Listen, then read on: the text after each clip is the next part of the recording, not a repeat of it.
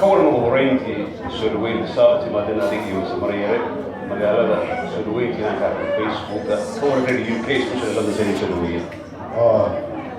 معناها وحنا إيماجين كانوا كرمناها معناها واحد يسلوين عارفين هذا عادي أو يتسين ولا تنمدا مش مدا يسلوين معناها واحد blow my mind معناها واحد يقول تعلم شوي من فلوين لكن عادي هي لندن وما صارت especially سوق القاضي براك حوجي دليل ده ما قاعد يعمل مقنع عين مصطفى عن صوت حريري أنت الحاجة وقتك جري أنا شيء هنا الموضوع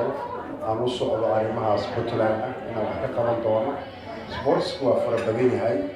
اللي هو المكانش متقبل واي ما هو شيء بس تفكر عنه وحنص على باسكتبول level 1 و level 2 نادي مركز آدي هذا ما سنتي وأنا بكون أحسن هسيس وبيسن وبينكي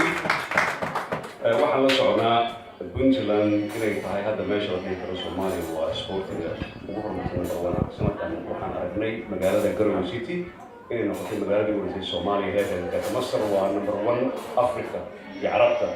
heerkan ay ka gaareen marka ma isleedahay sportiga Puntland wuxuu guud noqon doonaa sportiga Soomaaliya mustaqbalka ونقول هنا waxay u baahan yihiin in la geliyo saacado badan iyo waqti badan wax la geliyo ayadoo oo Soomaaliya intaas ku farsanaa ay heerkaas gaareen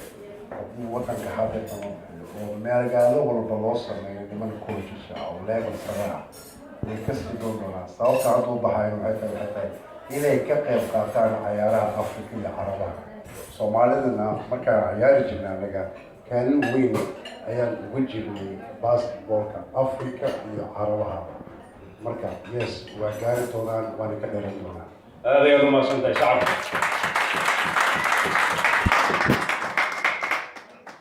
داوديال برنامج كيني هكذا يكون بقولنا وحن مهجر هذا الوعلمية أوركا ورمانين تسبورت كبنتلان